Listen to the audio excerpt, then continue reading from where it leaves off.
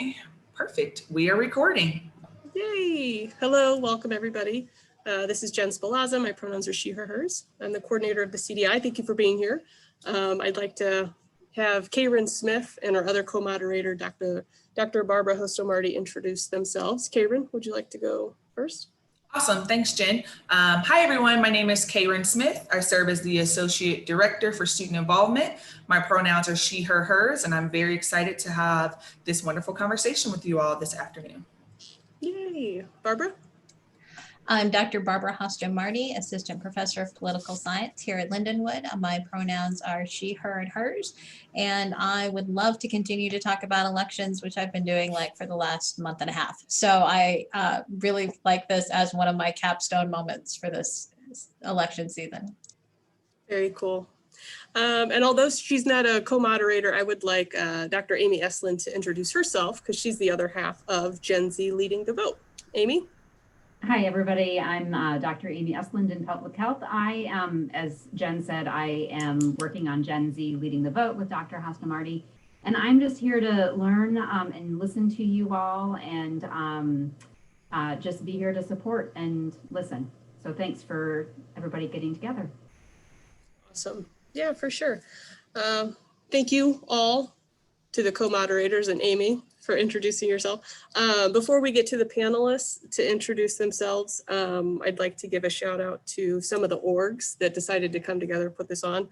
We had the blessing of Gen Z Leading the Vote, so thank you. Big shout out to the DEI Task Force. They were a huge initiator of this project. Me with the CDI, I was super pumped to jump on board, and I got to work with Karen Smith in student involvement, so thank you, Karen. And then a big shout out, we couldn't have done this without the student perspective, the LSG, so the Lindenwood Student Government. So we'll go ahead and have the panelists, the student panelists introduce themselves. We'll go with Marco, Jenna, Jack, and then Edward. Marco, would you like to introduce yourself first? Hello, everyone. My name is Marco Lee. I'm a senior here. My major is criminology and criminal justice, and I'm the president of LSG. Thanks, Marco. Who would I say next? Jenna? Yes, it was me. Hi, everyone. My name is Jenna Biaggi. My pronouns are she, her, hers. I'm a senior. This is my last year. I'm majoring in theater and educational studies, and I am the vice president of community outreach for the Lindenwood Student Government. Awesome. Thank you. All right, Jack. My name is Jack Bedke. Hello, everyone. I'm a senior here. My pronouns are he, him, and his. I am a double major in business management and interdisciplinary studies. And I apologize in advance if I'm very distracted. I have something going on with a family situation. So if I jump off randomly, that is why. But I look forward to this. All right, and Edward. Hey guys, my name's Edward Hansford. My pronouns are he, him, his. I'm a dual major in political science and international relations with a dual minor in philosophy and pre-law.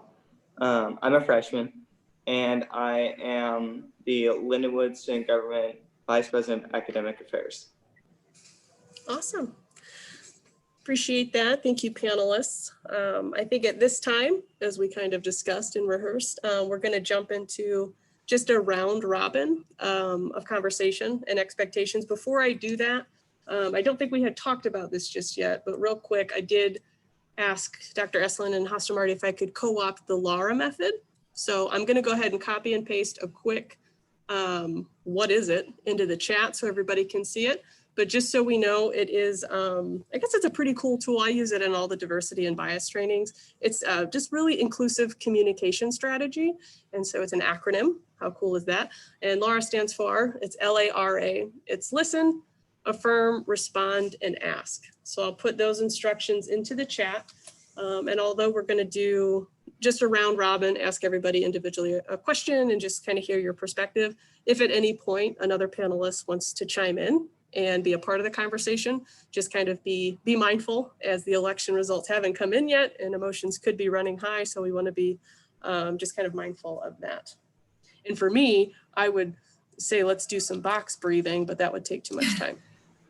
I don't know if anybody's fond of box breathing, but I love it, and I'm trying to work it into pretty much everything that I do. It's amazing. But okay, so that's the Laura method. I think we'll go ahead and get started. Karen, is it okay if I ask everybody just one question?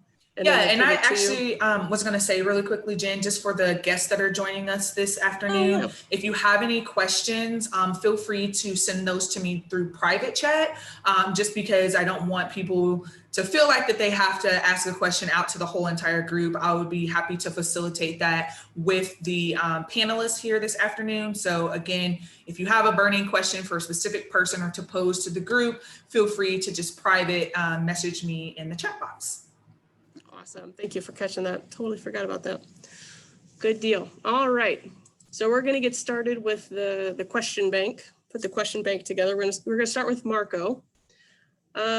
Marco, if you could, can you reflect on your 2020 voting experience for the audience? What was it like?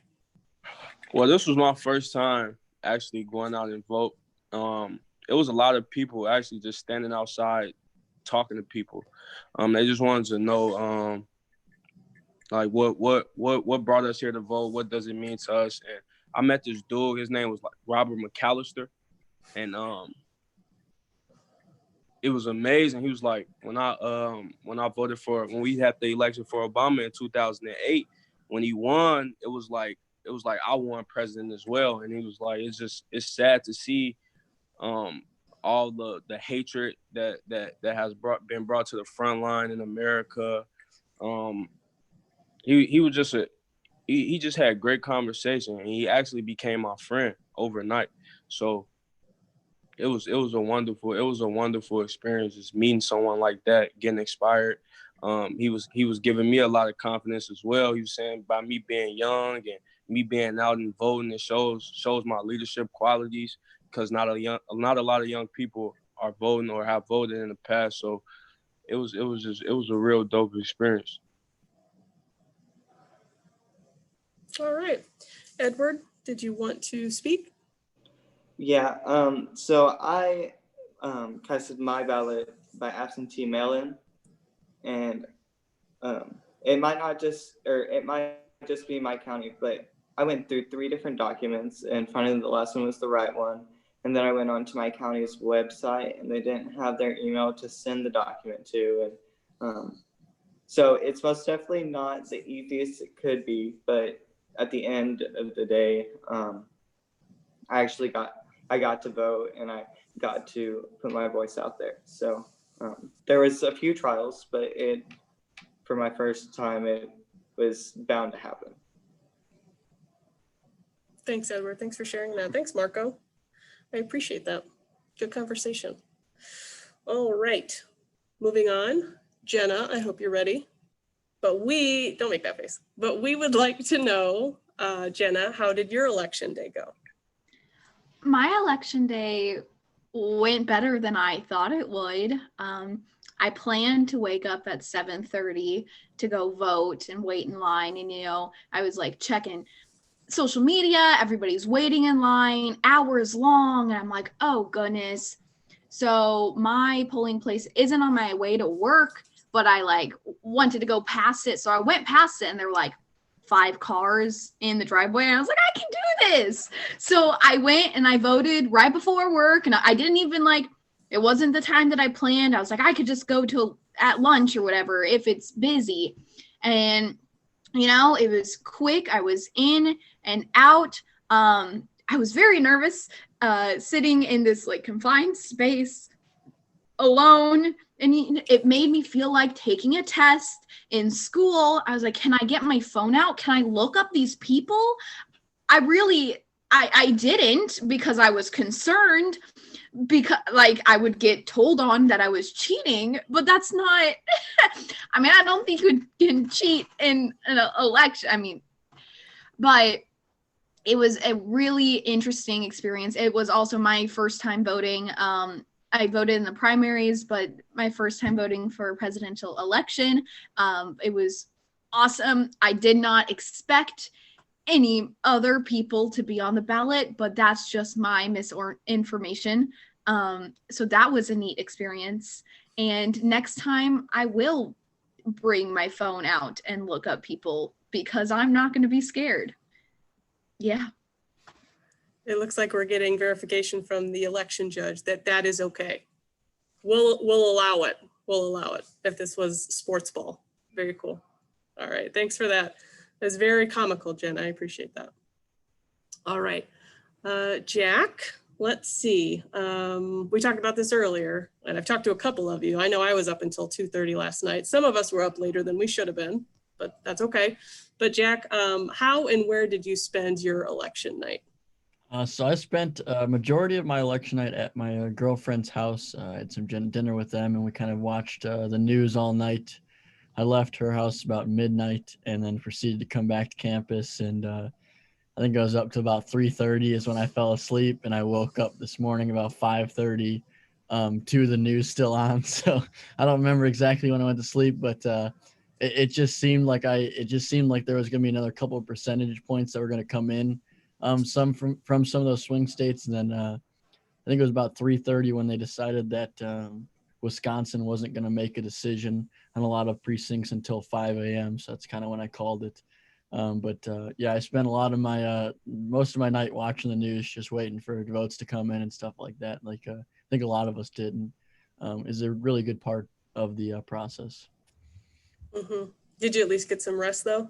Yeah, I didn't start work till noon today, so I slept. Once I woke up, checked the election results around 8 o'clock, realized that nothing really had changed that much, and went back to bed, and then looked again when I got up for work. So, yep, it's a marathon, not a sprint. Oh yes. Oh yes. All right, thanks for that, Jack. All right, Edward.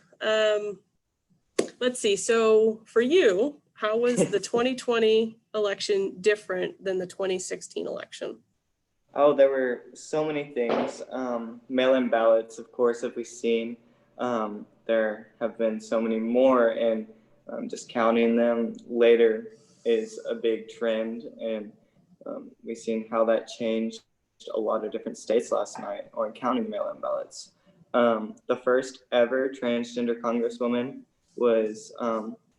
is now a congresswoman-elect, and that is very good to get diversity into Congress and just to mix up who we see in Congress. And then for the swing states, we don't know for sure, and I just checked, but Arizona might go to Biden, and Wisconsin and Michigan, before Wisconsin gets a recount, those both are counted for Biden.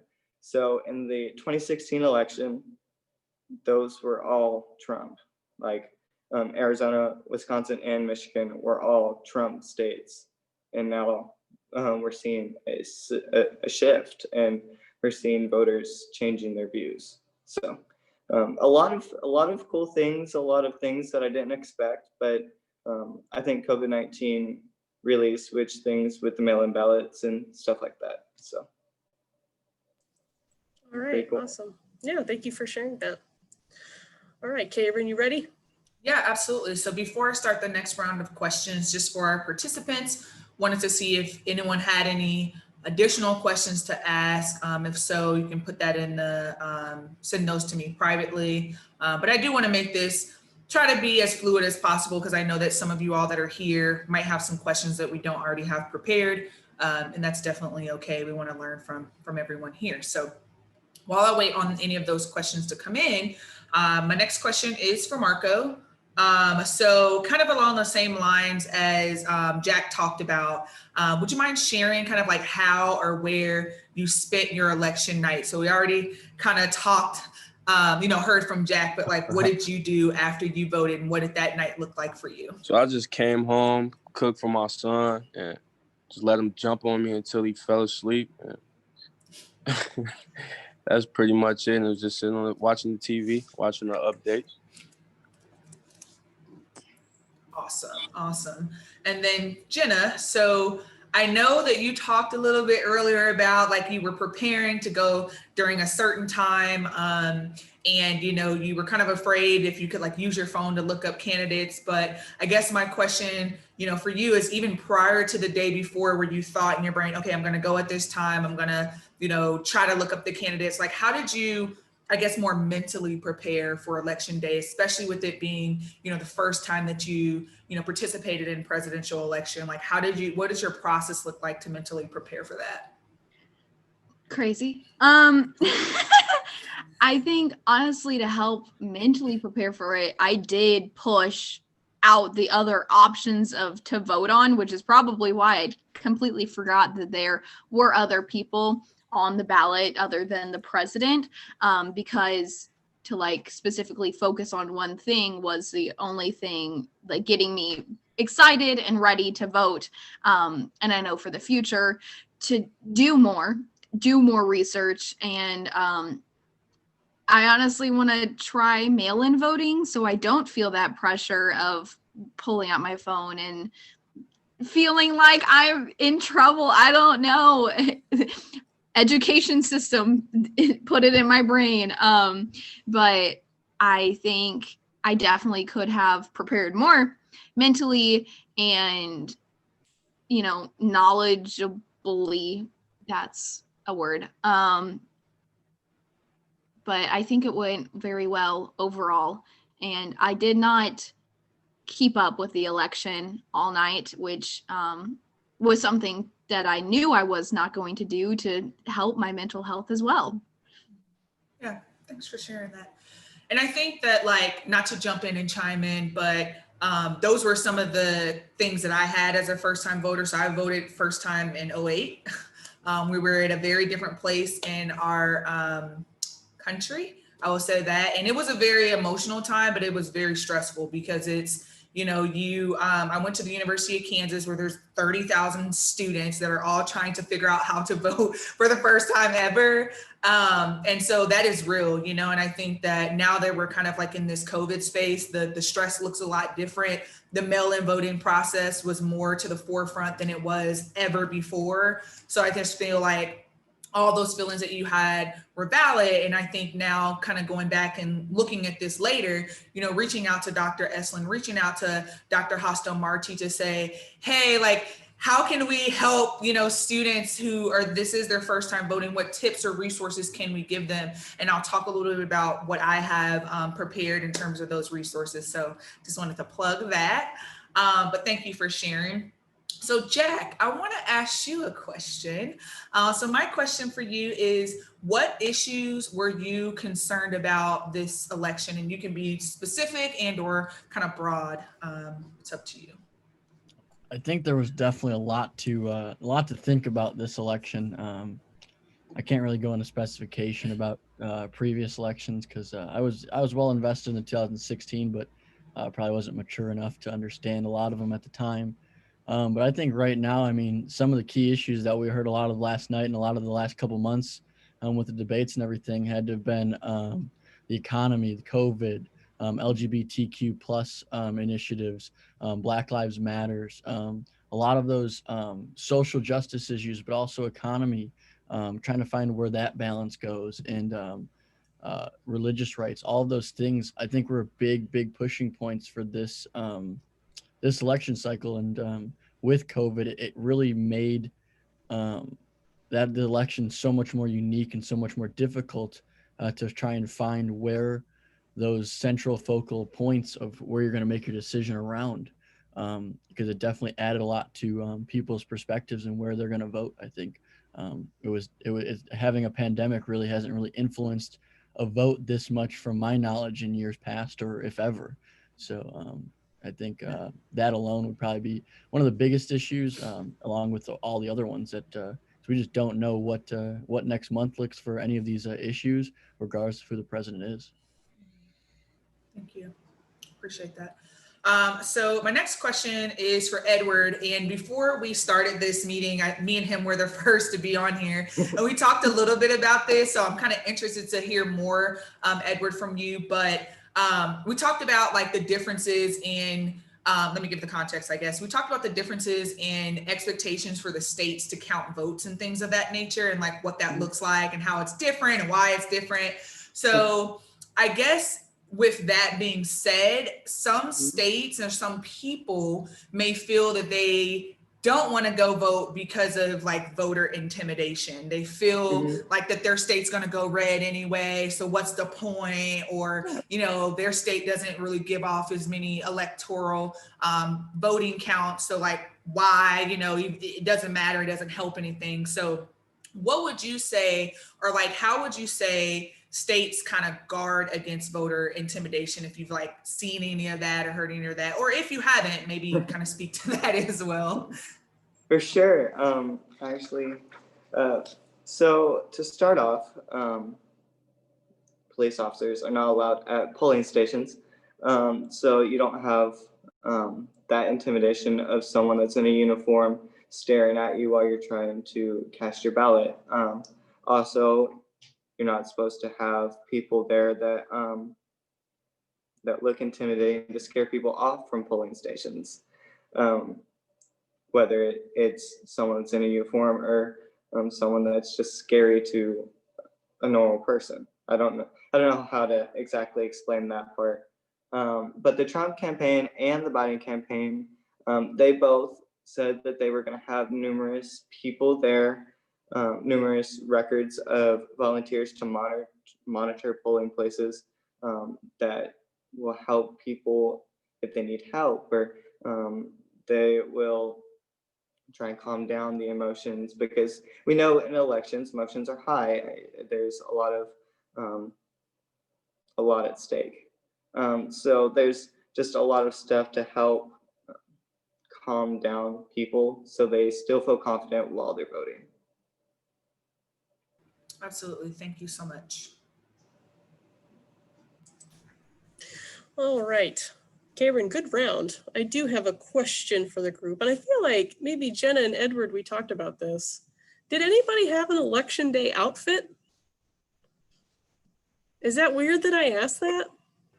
I had one. I I wore my JFK shirt. We talked about that on Monday. What did you wear? Me? Yes. Okay, yeah, I wore my JFK shirt because he was the 35th president. He was the first person to be on a televised debate, and he was just a really good role model as president. And since it was a presidential election, I was like, I have this shirt, so I'm going to use it. But I also had another option, and it was a shirt that says "Save the Humans," because voting is a way for people to help save humanity. So I had options, but I decided to go with JFK. Solid choice. Thanks, Edward. And then what do I see, Jenna? What do you got? You matter? I got it. It says you matter, because I know that the election day is very stressful for some people, and you know, just casual reminders. And it's really, really great, because I actually throughout my day found another person with the same words on their shirt. She was in my class, and it was great, and it was beautiful. So happy. Yeah, that was my election day shirt. Love it. Who else had? Karen, you said you did? Well, mine's a little different. So I looked at the forecast and it looked like it was going to be really cold. So I found like a hoodie and like the joggers to match, and I had thick socks on, and I had on like one of those hats, like that kind of looks like my hair, honestly, but with the little furry thing, and like my hood, because I think I was more worried about being comfortable because of the long wait and wanted to be prepared for that. One thing that I forgot was my headphones. So my husband had to come and bring me my headphones, because the wait time, I waited for like maybe 2 hours to vote. So I think for me, it was more about what can I do to make myself feel as prepared and as comfortable. But that's good that you all thought about, you know, especially with Jenna, like I never thought about like, you know, how you could wear something that people could verbally see. You're not necessarily talking to them, but you're speaking to them through a message, you know, on your shirt and things like that. I never thought about that. So that's great. Yeah, thank you for sharing. Is there anybody else? So I'm going to chime in. So as an election judge, and you all know there's no campaigning within, I think it's 100 feet of the polling place.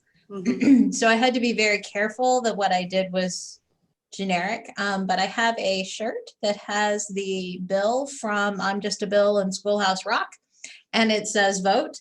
And so I had that shirt on because I figured that message is universal, telling you how to vote, but it was kind of fun. And I kept paying attention to the shirts. So Jenna, people pay attention to the shirts when they're coming in. So my favorite one was A Woman's Place is in the House and the Senate. So That's a solid one. Awesome. Thank you for sharing all of your election day adventures as a judge. I think I saw a hand from Kenzie. Kenzie, did you want to speak? I mean, I can, but I know this isn't my thing. We're just hanging out. Okay. So I wore, well, I'm actually kind of wearing a political shirt today unintentionally. But I wore a shirt that said "Power to the Females" because it was the only clean kind of putting my agenda out there shirt. And then I have these little Venus symbol earrings that I'm wearing today again. And then I wore my vote mask from CDI. So I had an absentee ballot, so I voted like a month ago, but they're in spirit. Yeah, for sure. Yeah, and thanks to Gen Z leading the vote for those vote masks. A lot of our student workers wore them yesterday. Still waiting on my t-shirt. Just kidding. Look at both their faces. They're like, All right. Well, that was great. Thanks for sharing. I just wanted to hear about that, but let's keep moving with the round robin. We'll head back to Marco. Marco, this was a good one. Just so everybody knows, I asked the students what they wanted to talk about, what questions they wanted, and this was one of Marco's, and it's a good one. But Marco, has voting been something important throughout your family history? No, not really. My great grandmother, she's 83 years old, and she never voted. They're from Greenville, Mississippi. Just give you a quick background. So my family are from Greenville, Mississippi, and I think either my great grandmother, mom, or her mom, or her mom before her, somewhere down the line, they was like slaves. And my great grandmother, she remembers what it's like. I think my great grandfather got hung, something like that, in Greenville, Mississippi, and then my family moved to Chicago. So just growing up, we was kind of poor or whatever. But my great grandmother, she just always told me, never get caught up in the world. Always told me, like, your if you was to vote for the president of the United States, it wouldn't matter. Go be the president, So it's just something that my family never valued the ways of the world. I guess my family don't get involved in what goes on because of all the pain and suffering that I guess the world has brought them. So that's why I feel that I go so hard in the positions that I'm put in, because being a little boy hearing my grandmother say, hey, if you do vote for the president, it wouldn't matter. You go be the president of the United States. You get our story out here, and you keep our legacy known, and you never undertalk what went on with us or what you have seen growing up. So it has not been important. But when I called my great grandmother and I told her, I was like, Grandmother, I voted, and I'm going to be the president of the United States as well. So it was a big moment for her, and my family kind of appreciate that. And I'm just showing them a different light, something new, so that way it can be important, and my son can kind of follow up behind me and see the things that I'm doing. And now it has not been important in our family history, but now it is. That's what I'm trying to say. No, Marco, that was amazing. Thank you for sharing all of that. That was awesome to hear. And that was actually going to be my follow-up question is, what message are you going to impress upon your son? But it sounds like to tell him that voting's important. Thank you for sharing that. That was awesome. All right, let's keep moving. Jenna, it sounds like we know that you didn't pull your phone out yet because you felt like it was cheating. I'm hearing that theme. But was there, so you didn't check your phone, but was there anything that you were surprised to see on the ballot that you didn't study for? Just kidding. It wasn't a test. Well, in a different light to that question, surprised to see on the ballot, I was surprised to see that by each person's name was their political party. I was very happy with that because it made a split-second decision better to know what side or where it would be going to, if that makes sense. I was happy with the bills, propositions that were on. I'm glad that they gave descriptions, although I may not have understood all of the words because it's not in my normal day vocabulary. I could get a clear glimpse of what they were trying to say. So that was helpful. There were a lot of things, and I did do front and back, which, didn't happen at the primaries. So it was a new thing for me as well. But I feel confident in what I did. Good. I'm glad. And I appreciate you bringing up local decisions and local government. I noticed that too. You have to read the bills, the amendments, the things. Dr. Hostamarty, what is it called when they try and sneak something into something? Because there was something on my ballot where I only read like the first 2 points, but the third point I should have paid attention to. Is that called sneaky sneak? That's not that's not like an official term, but do you know what I'm saying? Yeah, exactly. So in the Laura method, exactly, it's referred to sneaky sneak. That's the technical term.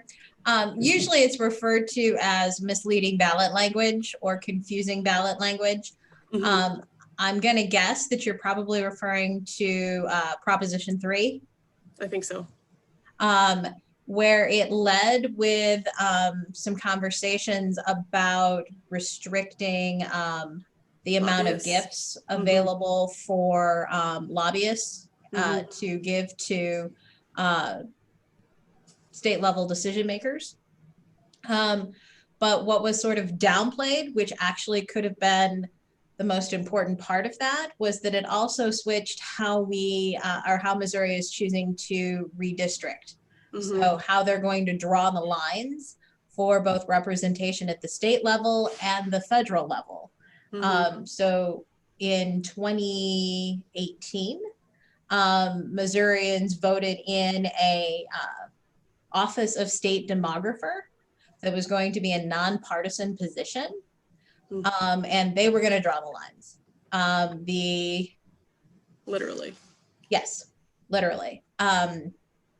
And then even though that passed by wider margins than this one did, I think it's called the General Assembly in Missouri, decided to offer the citizens another chance to amend your constitution. And it too passed. So now it's going back to what they're referring to as a nonpartisan commission. But there wasn't a lot of information in the ballot language to tell you how that was going to function and what that would actually do. So there's some concern that people didn't really understand that initiative when they voted for it, because they're like, yay, restrict, lobbyists, quote unquote, bribing our elected officials. Oh, and by the way, so. Yeah, sneaky sneak. And I think it speaks to how intelligent you are and just well-versed in this, because with very little context, you knew exactly what I was talking about. Or maybe I'm amazing. Who knows? We're both amazing.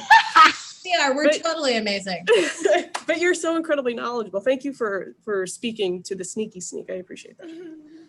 All right. All right, Mr. Jack, you ready?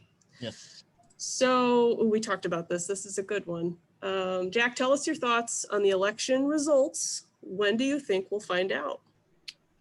So I think you made the best point in saying that this is a marathon and not a sprint. I feel like the best example right now has got to be Arizona. I mean, two major sources have called Arizona, and many others have not even let a leading party onto it.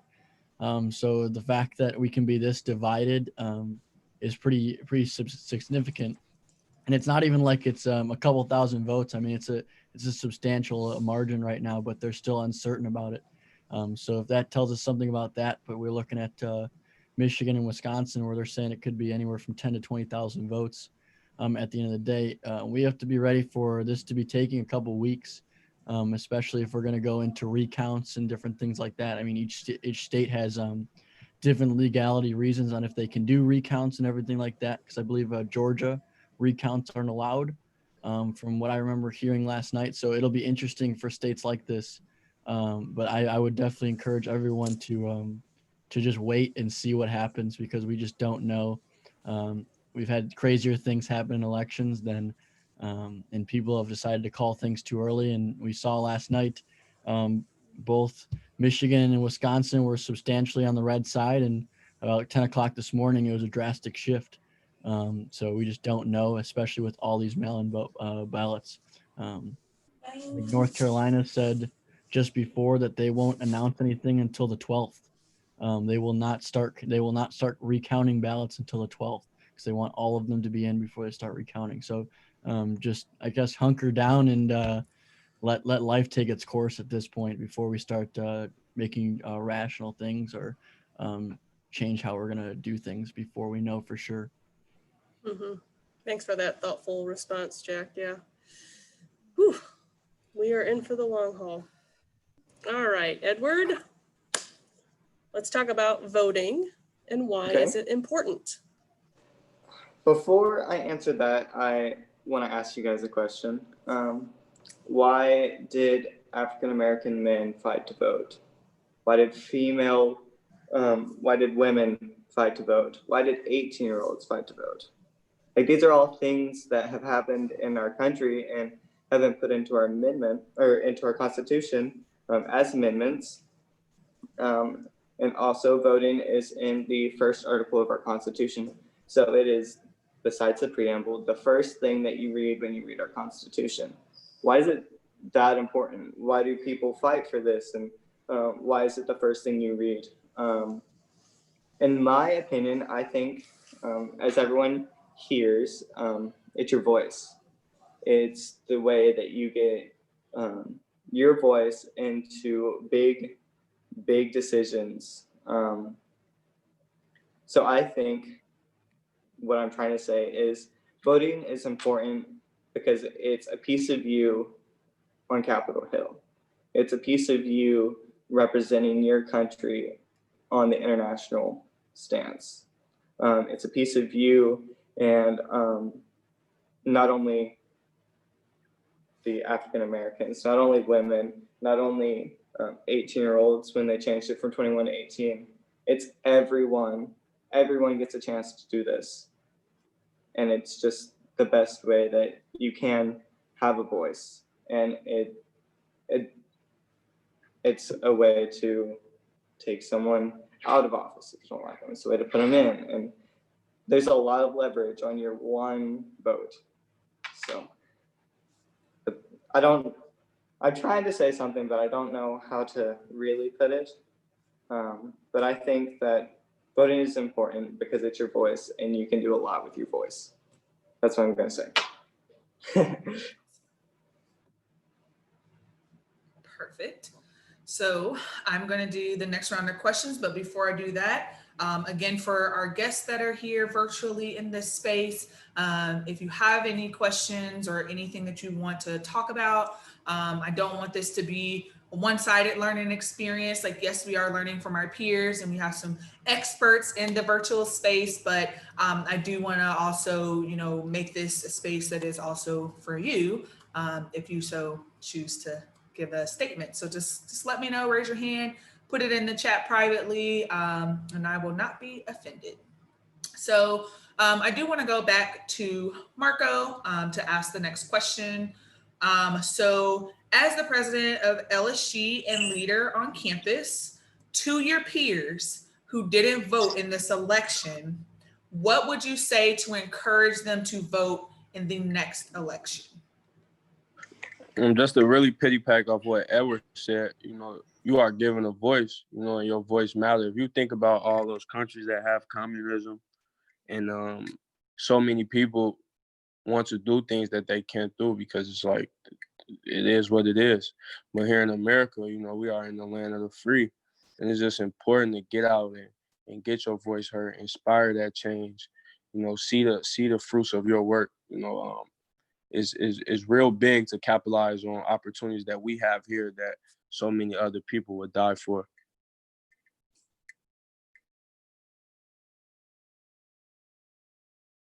Karen, you're muted. Sorry. Okay, I'm back on. So this question is great because you kind of talked about this early on. So wanted to kind of empower you to talk to obviously your peers with this. But for anyone who is out there who is not confident in their political knowledge, what advice do you have for them for their next election day or to prepare for their next election day? This question is for me. Yes? Yeah. Oh, okay. Cool. I mean, that's how the order was going, but I didn't hear my name, so I was like, sorry. I don't know. I think it's because I was muted. I apologize. Probably. That's okay. Well, they have so many websites that I just didn't even hear about. Also, one of the cool things at my election place that I noticed but didn't take the time to look at because there was a short line was they had a copy of the ballot just sitting there.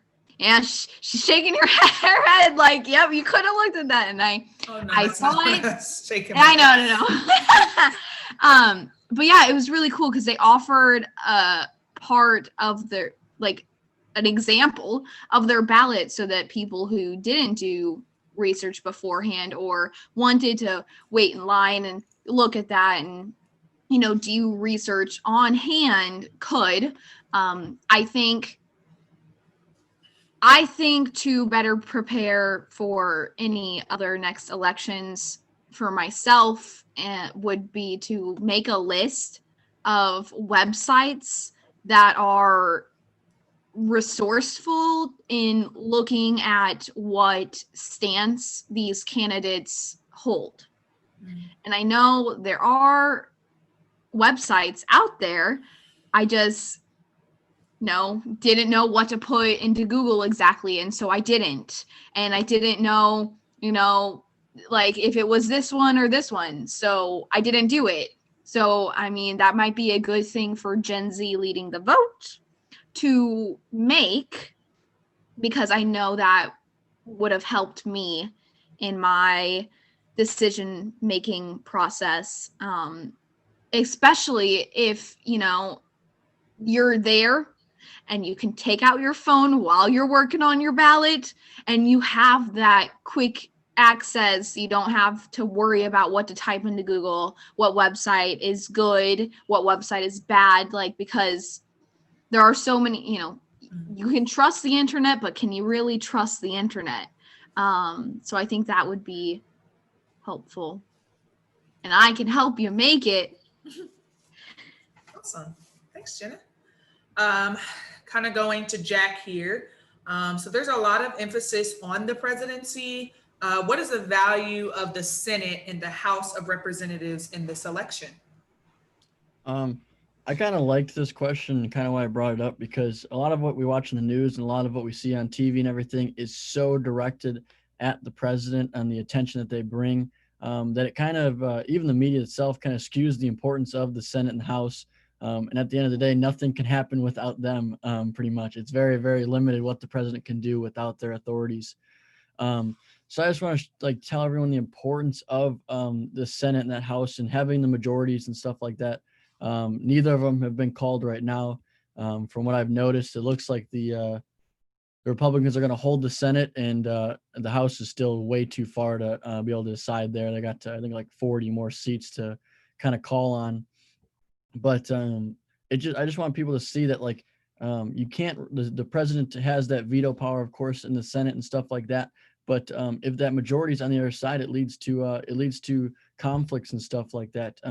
Those sides have to work together. So if the Senate and the House and everything are not working together and they're working on different sides, and a lot less is going to get passed, a lot less is going to happen. So I want to just push to everyone that the importance isn't all in the president. Yes, they're the leader of the free world and the chief justice, but not the chief justice, the chief of command. But the other 536 people are just as important, if not sometimes more important, depending on what the issue is. So keep pushing to focus on those and see what those candidates are doing, because we don't have the debates for them nationally televised and all of that. So really, when you do your research, look for those things. And like Jenna said, go online. But when you do your research, look at the extremes on both sides. Go to both of those websites, and then look also at the middle side, because if you get two extremes and one middle, you'll be able to get a fairly good idea of where those people are leaning and whatnot. Instead of just looking at one side, I typically like to go to 3 sites, 2 extremes, and then typically that one middle site, and it gives you kind of the best idea. But really see, don't just focus on that one race. Focus on the other, 70 that happened yesterday that were really important. So Definitely good to know. I love that. Thank you for sharing.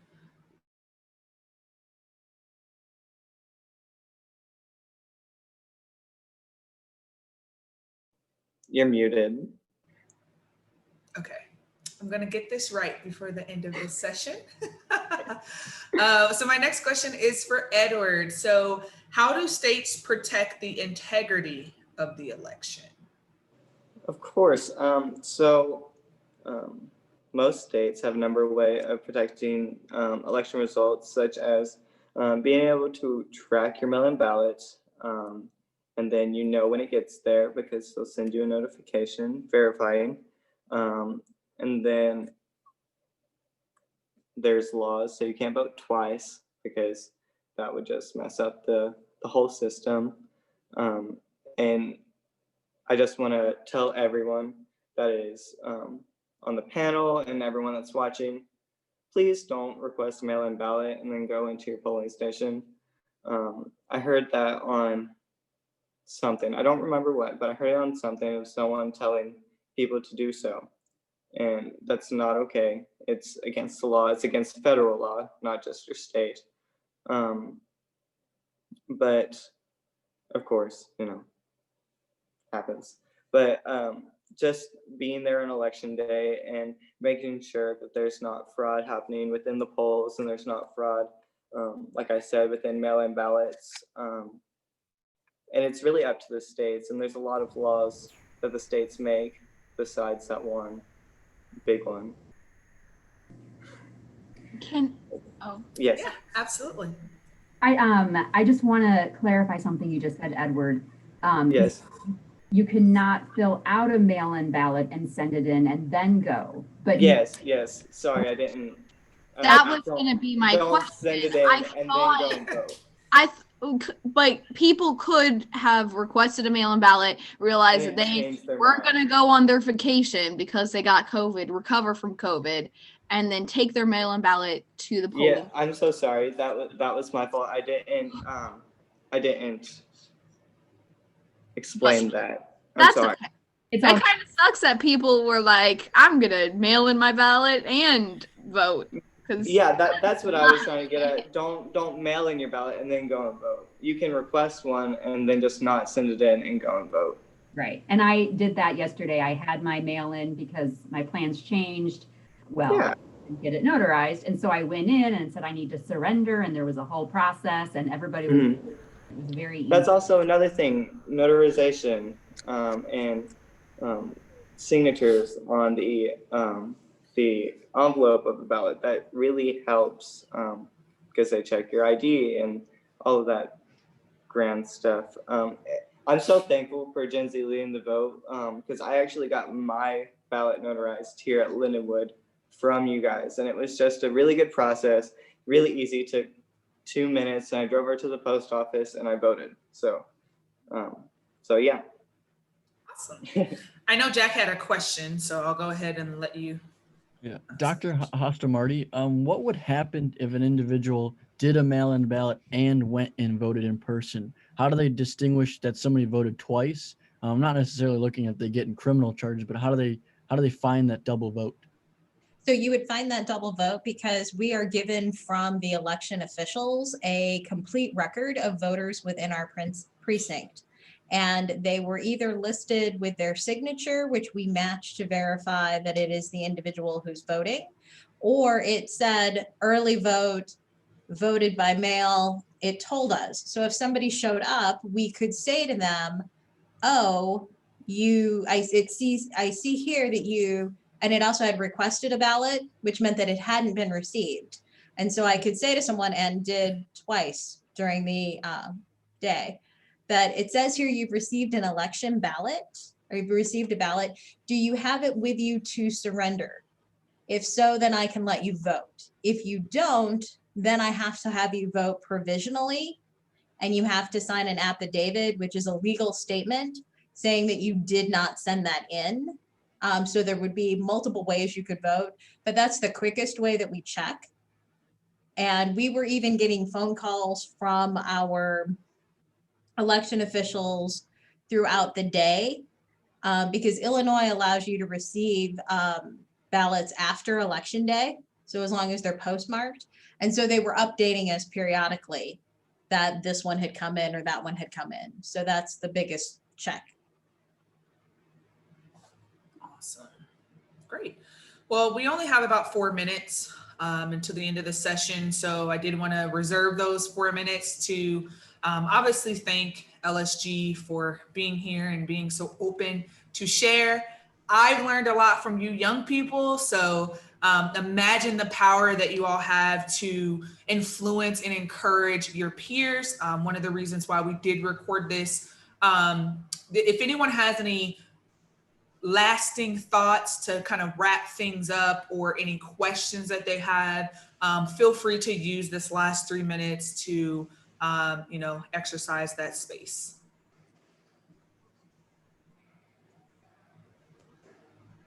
Yes, Andre. It's not really a question, more of a statement. I'm just like, I was up all night watching the election, and I'm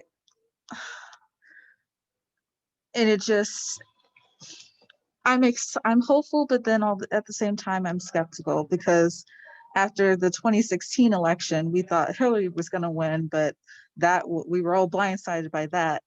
And so I had a range of mixed emotions while watching it.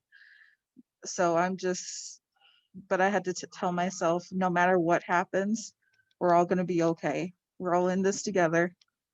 We're a nation, and we're going to be all right. So that's it. Thanks, Andre. Air hug. Air hug. Awesome. And I also do want to leave space. Again, thank you for Dr. Eslin and Dr. Hostomarty for being here. I do believe that they put something in the chat, but if you want to unmute your microphone and share a little bit more about that, this is a time where you can do that. Before we do, Jack, did you have something else to say? Yeah, I just wanted to add on to Andre's point, and just what one person or one decision's election with the president. Keep that senator and House of Representatives in mind, because what one person thinks or what one person's prerogatives or discretions might be, it can't go anywhere without the other support of those offices and of the people. So regardless of who gets elected, just remember that their thought processes aren't the decision of the entire America, and we're all neighbors at the end of the day. And just because somebody voted one way or another doesn't change that. We all know who each other are, and we all are going to support each other. So. Super. I am just so inspired and impressed with listening to all of you, and it definitely helps me keep the faith and spread the faith. And we will always advance and survive, as I heard Casey Fennell say, or survive and advance. So thank you all for your commitment and your passion. And again, it's just very inspiring. So thank you. And as Karen said, and is in the chat, Generation Z Leading the Vote is hosting another opportunity next week. It's within the Popcorn and Politics series. We've hosted a couple of them. And so it'll be similar-ish, and Dr. Hostomarty and I are still kind of creating the format, but we definitely want it to be a lot of student engagement and an opportunity for you to talk again. So maybe this is something that we can just add LSG as a sponsor, perhaps, because CDI and DEI Task Force are already listed as sponsors. So it is Tuesday, November 10th at 3:30, another hour-long Zoom. You can RSVP through Involve You, or you can email Gen Z Votes at Lindenwood. We welcome and invite all of you to participate and spread the word. And these conversations, like Jack said, will keep us connected, keep us in partnership and relationships, and help us process some confusing, hard times. Absolutely. Thank you so much. Again, I just want to thank everyone for being here and participating and just listening. I think that's a big thing, as well as just listening to other people's thoughts and opinions. I think that's something we could learn from one another. And I just really appreciate Jen as well for coming together with me to make this event happen. And then also Dr. Eslin, I know that there's been the Power in Politics, but if you need me to also push anything out to the FSL community, I would be more than happy to do that. Send me an email. I definitely think that civic engagement is important in our community. So thank you so much. And that's all I have. Jen, if you had a few words before we ended tonight's call.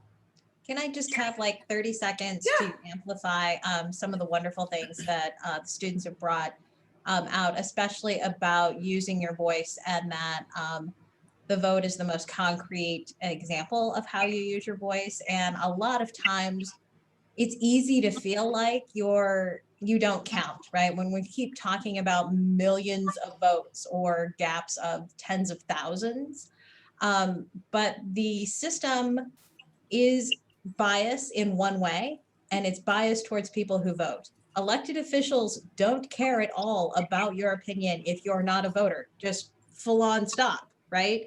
And so when you have that credential and you go to talk to a decision maker in Jefferson City or your other state capital, some of them will specifically ask you, did you vote? And if you didn't, you're not worth their time. So it's like your membership card gets punched every election year to say that you are involved and engaged. So I just encourage you to get out, even if it feels sometimes like you're pushing against the wind. It's probably ultimately worthwhile. Awesome. Yes, thank you. Marco, did you have your hand up? Yeah, I put in the group chat, but I was just saying this election just shows us why we need love, why we need to continue to love each other and continue to pick each other up, regardless. Like is it Andre? Yeah, like Andre stated, it's big that we continue to just pick each other up. It's like scary times, but we all have each other's back, and that's how it should be. Well said, spoken like a true president. Appreciate that, Marco. But yes, thank you all. This was incredible. We're very grateful. We're going to pass this recording on to the DEI task force. They were the ones that kind of pushed this through, but I'm so happy to have these new partnerships, and we will make the recording available to everybody. Thank you so much. Please take care of yourself. Get sleep, drink water. Thank you. Thank you.